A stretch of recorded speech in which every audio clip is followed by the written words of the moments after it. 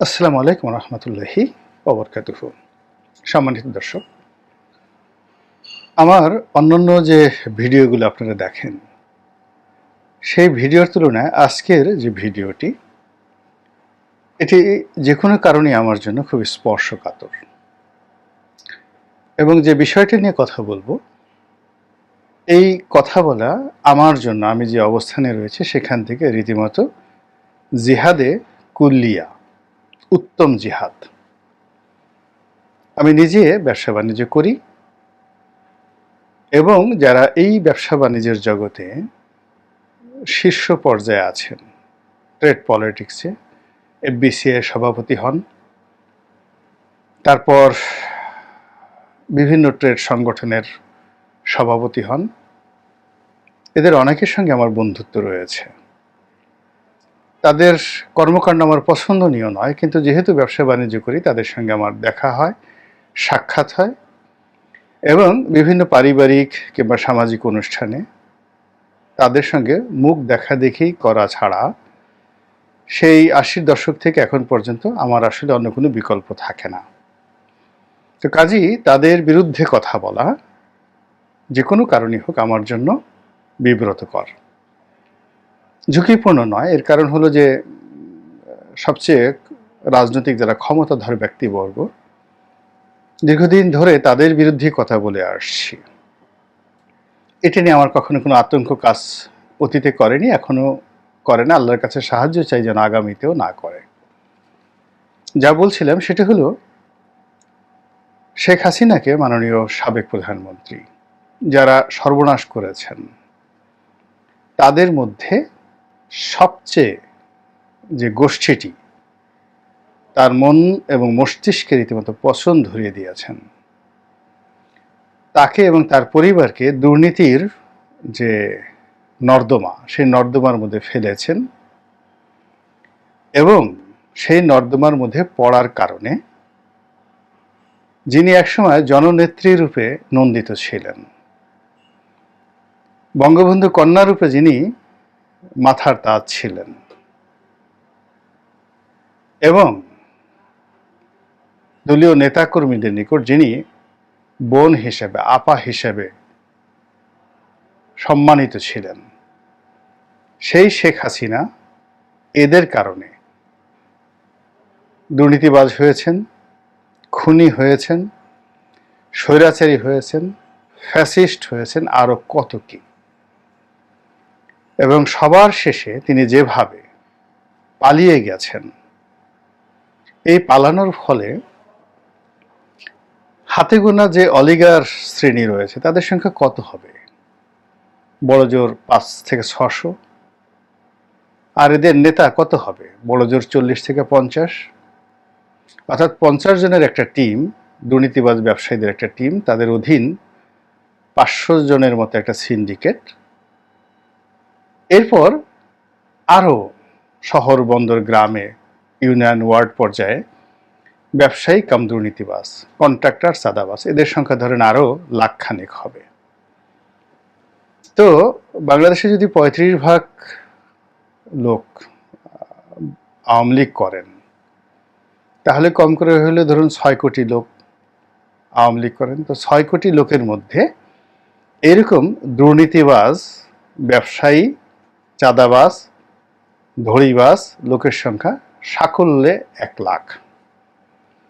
এই ১ লাখ লোকের জন্য ৬ কোটি লোক আজ জাহান্নামের আগুনের মধ্যে পড়েছে। এবং এই যে ৬ কোটি মানুষের যে কান্না, সেই কান্না শেখ হাসিনা যতদিন জীবিত থাকবেন, শেখ রেহানা যতদিন জীবিত থাকবেন, জয় যতদিন জীবিত থাকবেন, তাদের চারিদিকে জাহান্নামের আগুন রূপে, জাহান্নামের বাতাস রূপে, লু হাওয়া রূপে তাদেরকে তছনছ করে ছেড়ে দেবে। তাদের জীবন, খাওয়া দাওয়া, ঘুম সবকিছু হারাম করে দেবে। তো শেখ হাসিনা পালিয়েছেন, শেখ রেহানা পালিয়েছেন, জয় আছেন দেশের বাইরে, আর তিনি যদি বাংলাদেশে থাকতেন তাকেও পালাতে হতো। এমনকি দলের মধ্যে যে সকল ভালো নেতা ছিলেন, যাদের বিরুদ্ধে দুর্নীতির অভিযোগ নাই, তারা দম্ভ করেছেন, অন্যায় করেছেন, আমি কারো নাম বলবো না, কিন্তু দুর্নীতির অভিযোগ নেই, তারাও এই সময় গা ঢাকা দিতে বাধ্য হয়েছেন। তো এই সকল কুকর্ম যাদের কারণে হয়েছে তারা সবাই শীর্ষস্থানীয় তথাকথিত ব্যবসায়ী। এদের ব্যাংক আছে, এদের বীমা আছে, এদের গার্মেন্টস আছে, শিল্প আছে, কলকারখানা আছে। তারা প্রধানমন্ত্রীর সঙ্গে গত 15 বছর ধরে দেশে বাইরে গেছেন এবং রাষ্ট্রযন্ত্রকে চিপে যত জনগণের অর্থ জোকের মতো খাওয়া যায় তারা সেটা খেয়েছেন। এবং এই গত 15 বছরে প্রধানমন্ত্রীর কার্যালয়, অফিস, আদালতে এ সকল দুর্বৃত্ত শ্রেণীর যারা ব্যবসায়ী তাদের আচরণ, চাল চলন, কথাবার্তা সারা দেশের মানুষের কাছে এতটা বিরক্তিকর, এতটা ঘৃণার এবং এতটা আপত্তিকর, লোকজন যদি এখন তাদেরকে সুবিধাজনক স্থানে পায় তাহলে কি পরিমাণ যে ট্রিটমেন্ট দেওয়া হবে তার কিছু নমুনা বিচারপতি মানিকের যে পতন, সেই পতনের মধ্যে দেখতে পেয়েছেন। মানিক আইনশৃঙ্খলা রক্ষাকারী বাহিনীর হাতে ধরা পড়ার কারণে প্রাণে বেঁচে গিয়েছেন, নচেত লোকজন তাকে পাড়িয়ে মেরে তার জিহ্বা টান দিয়ে ছেড়ে ফেলত। এইরকম ক্রোধ। তো মানিকের প্রতি যদি এই রাগ হয় তাহলে শেখ হাসিনাকে যারা দুর্নীতির সেই সাগরের মধ্যে ডুবিয়েছেন, চুবিয়েছেন, সেই সকল ব্যবসায়ীরা এখনো বহাল তবিয়তে ঘুরে বেড়াচ্ছেন। এবং অবাক করার ব্যাপার হলো এরা বিভিন্ন স্রোতে বিভিন্ন কথাবার্তা বলে তারা প্রধান সেনাপতি জেনারেল ওয়াকরুজ্জামানের সঙ্গে দেখা করেছেন, প্রধান উপদেষ্টা জনাব ডক্টর মোহাম্মদ ইউনূস সাহেবের সঙ্গে দেখা করেছেন। কি কথা হয়েছে, কি বলেছেন, এটা কোনো বিষয় নয়। মানুষের ক্রোধ এমন পর্যায়ে যে মানুষ তাদেরকে ওই দুটো জায়গায় এবং ওই দুজন মানুষের সঙ্গে দেখে ক্রোধে রীতিমতো উন্মত্ত হয়ে পড়েছেন। আপনারা গিয়ে দেখেন যে সালমান এফ রহমানের অফিস, বাসভবন কিভাবে মানুষ জ্বালিয়ে পুড়িয়ে ছারখার করে দিয়েছে। নারায়ণগঞ্জে গাজী টায়ারের মালিক গোলাম দস্তগীর গাজী, তার যে দুর্বৃত্তপনা, তার যে জুলুম, তার যে অত্যাচার পুরো নারায়ণগঞ্জবাসীকে রীতিমতো অস্থির করে তুলেছিল। তিনি কত মানুষের বুকে হাহাকার তৈরি করেছেন, কত মানুষের জমি দখল করেছেন, কত মানুষকে অপমান করেছেন। তার পেটোয়া বাহিনী ছিল এবং মানে জাহিলিপনা কাকে বলে, তার ছেলে, সে নিজে এবং তার স্ত্রী, তার গুন্ডা পান্ডা সব মিলিয়ে মানুষের ক্রোধকে এমন পর্যায়ে নিয়ে গিয়েছিল। তার ফলে কি হলো দেখুন, তার একটা বিশাল শিল্প কারখানা মানুষের ক্রোধের আগুনে জ্বলে পুড়ে ছারখার হয়ে গিয়েছে। সেখানে নির্মমভাবে প্রায় 178 জন মানুষ নিখোঁজ হয়েছে বা পুড়ে গেছে। কিন্তু তারপরেও সাধারণ মানুষের কোনো রকম সহানুভূতি নেই। পত্রপত্রিকাগুলো এটা ছাপায় নেই এই কারণে যে এই লোকটি মানুষের জীবনকে যেভাবে তছনছ করে দিয়েছে, এ কোনো অবস্থাতেই কারো সহানুভূতি পেতে পারে না। তো গোলাম দস্তগীর গাজীর দ্বারা শেখ হাসিনার যত ক্ষতি হয়েছে, দেশবাসীর যত ক্ষতি হয়েছে, তার চেয়ে হাজার গুণ ক্ষতি হয়েছে যে লোকগুলোর দ্বারা। সেই লোকগুলো এখন প্রধান উপদেষ্টার কার্যালয়ে ভোল পাল্টিয়ে যাচ্ছেন। তাদের সংবাদপত্র আছে, তাদের টেলিভিশন আছে এবং তাদের চেহারা, সুরত, আচার আচরণে মনে হচ্ছে যে তারা নিরপরাধ শিশু, জান্নাতি শিশু। শেখ হাসিনা যত দোষ শেখ হাসিনা, তারা কিছুই না। তারা হালাল ব্যবসা বাণিজ্য করেছেন এবং হালাল ব্যবসায়ীদের জন্য যে সকল পুরস্কার আল্লাহ রাব্বুল আলামিন দুনিয়া এবং আখেরাতে রেখেছেন, এগুলো তাদের প্রাপ্য। কাজেই তারা নির্ভয়ে নিশ্চিন্তে সেই প্রধান উপদেষ্টার কার্যালয়ে চলে গেছেন। নির্ভয়ে নিশ্চিন্তে তারা ক্যান্টনমেন্টের ভিতরে ঢুকে পড়েছেন। আমরা তো এখনও ক্যান্টনমেন্টে ঢোকার কথা কল্পনাও করতে পারি না, প্রধান উপদেষ্টার সঙ্গে দেখা করার কথা কল্পনাও করতে পারি না, কিন্তু এই দুর্বৃত্তগুলো ঢুকে গেছে। এবং এরা এত খারাপ, এত জঘন্য, এদের যে ভিতরে ধ্বংসাত্মক যে মেশিনারিজগুলো রয়েছে, এটা যে কোনো মানুষকে, শেখ হাসিনার মতো মানুষকে যেখানে তারা কলুষিত করে ফেলেছে, শেখ হাসিনার মতো লোককে যে কখনো টাকার দিকে তাকাতেন না, 2012 সন পর্যন্ত আমি সাক্ষ্য দিচ্ছি, টাকার দিকে তাকাতেন না, এবং দুর্নীতি কাকে বলে এই জিনিসগুলো তিনি শুনতেও পারতেন না 2012 সন পর্যন্ত। একটা ছোট উদাহরণ দেই। আমার এলাকাতে একটা গ্যাস ফিল্ড হলো, গ্যাস ফিল্ড আবিষ্কৃত হলো চরকাজলি ইউনিয়নে, শেভরন। তো এই ধরনের যখন কর্মকাণ্ড হয় তখন এলাকার সংসদ সদস্যের সঙ্গে এরা বসে এবং তার সঙ্গে একটা অর্থনৈতিক লেনদেন করার চেষ্টা করে। তারপরে সেই এলাকার রাজনৈতিক ক্ষমতাধরদেরকে ব্যবহার করে ওই এলাকার লোকজনের উপর তারা নিষ্পেষণ চালায়, এবং এখনো অপকর্ম নাই, কুকর্ম নাই যে এ সকল আন্তর্জাতিক কোম্পানিগুলো না করে। তো তারা প্রথমে আমার সঙ্গে বসার চেষ্টা করলো, আমি তাদের সঙ্গে বসলাম না। এরপর যখন মন্ত্রণালয় থেকে বলা হলো, আমি তাদের সঙ্গে বসলাম, কিন্তু সোনারগাঁ হোটেলের বিলটা আমি দিয়ে দিলাম, তাদেরকে দিলাম না, এবং আমি স্পষ্ট ভাষায় বলে দিলাম যে এইভাবে এভাবে কাজ করতে হবে। তো তারা তাদের মতো করে এলাকাতে কাজ করা শুরু করলো এবং গলা চিপাতে রীতিমতো তাণ্ডব, শেভরনের তাণ্ডবে সাধারণ মানুষ তছনছ হয়ে গেল। এটা 2010 সনের ঘটনা, সবে মাত্র এমপি হয়েছি। তা আমি সেই শেভরনের সেই কর্মকাণ্ড পুরো অপারেশন বন্ধ করে দিলাম। মন্ত্রণালয়, ডিসি অফিসে আগুন ধরে গেল বলতে গেলে। এর কারণ হলো শেভরন এত পাওয়ারফুল, শেভরনের যিনি বাংলাদেশের ম্যানেজিং ডিরেক্টর, তার সঙ্গে জ্বালানি এবং খনিজ সম্পদ মন্ত্রী যিনি ছিলেন ব্রিগেডিয়ার এনামুল, তিনিও কথা বলতে সাহস পেতেন না। যাই হোক, তো তারা এসে সরাসরি প্রধানমন্ত্রীর কাছে অভিযোগ করলেন যে আপনার এমপি আমাদের কাছে 2 কোটি টাকা ঘুষ চেয়েছে। তো আমরা সেই ঘুষ না দেওয়ার কারণে সে এই আমাদের কাজ বন্ধ করে দিয়েছে। এই কাজ বন্ধ করার ফলে প্রতিদিন আমাদের 10 কোটি টাকা করে লোকসান হচ্ছে। আপনার সঙ্গে আমার যে চুক্তি, সেই চুক্তি অনুযায়ী এই 10 কোটি টাকা করে প্রতিদিন আমাকে ক্ষতিপূরণ দিতে হবে, এইরকম কথা। তো প্রধানমন্ত্রী বললেন যে রনি ঘুষ চাওয়ার মতো মানুষ নয়। আমি এটা কমিটি করে দিচ্ছি, তার সঙ্গে কথা বলেন। এরপর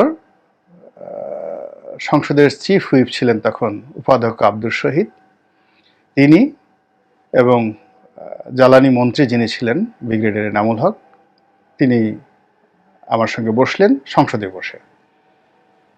তো বললেন যে কি ব্যাপার, প্রধানমন্ত্রীর কাছে আসছিলেন ওরা, তো এই কথা হয়েছে, তো তুমি একটু কাজটা শুরু করে দাও। আমি বললাম যে না, এটা হবে না, দরকার হলে আমি এমপিগিরি থেকে রিজাইন করব। শেভরনের এমডিকে ডাকেন, তার সঙ্গে আমার কথা আছে, তারপরে আমি সিদ্ধান্ত দেব। তো ব্রিগেডিয়ার এনামুল সাহেব বলতে গেলে একেবারে আটকে উঠলেন যে কি বলো তুমি, ওরা তো আমেরিকার প্রেসিডেন্টের মতো আচরণ করে। আমি একটা টেলিফোন করলে তারা তাদের যে এমডি সে ফোন ধরবে, এটা তো আমিই কল্পনা করতে পারি না, আর তুমি বলছো যে সে সংসদে এসে বা আমার অফিসে এসে তোমার সঙ্গে সে বৈঠক করবে, এটা অসম্ভব ব্যাপার। আমি বললাম যে তারা অবশ্যই বৈঠক করবে, আপনি বলেন, এর বাইরে কোনো কিছু হবে না।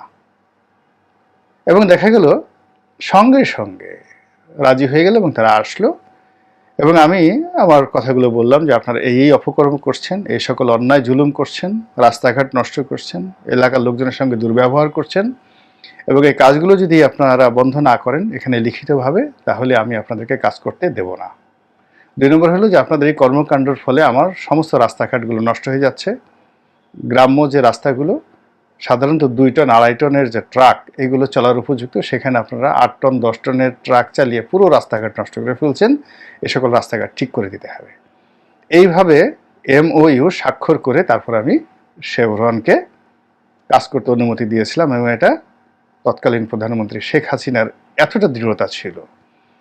সেই শেখ হাসিনার বিরুদ্ধে অভিযোগ, এখন তিনি রূপপুর পারমাণবিক কেন্দ্র থেকে ঘুষ খেয়েছেন, তারপর তার ছেলে টাকা পাচার করেছে, তার বোন টাকা পাচার করেছে। এই যে শেখ হাসিনার যে ডেভিয়েশন, এই ডেভিয়েশন করেছে হারামজাদা প্রকৃতির এ সকল অসভ্য ব্যবসায়ীরা, বিরাট গ্রুপ, কারো নাম বললাম না। সেই ব্যবসায়ীরা যদি শেখ হাসিনার মতো এরকম আয়রন লেডিকে রীতিমতো আবর্জনাতে পরিণত করতে পারে, তাহলে ডক্টর মোহাম্মদ ইউনূসের অফিস এবং সেনা প্রধানের অফিস কলঙ্কিত করার জন্য এদের 2 মিনিট সময় লাগবে না। কাজেই যারা আছেন ক্ষমতায়, স্বনির্বন্ধ অনুরোধ, এদেরকে প্রতিহত করুন। এই কয়টা লোক, এদের বেশিরভাগ লোকেরই ব্যবসা বাণিজ্য নেই। এরা শুধু ট্রেড পলিটিক্স করে, আর 2-3 জন 4-5 জন লোকের ব্যবসা বাণিজ্য আছে, সব লুজিং কনসার্ন।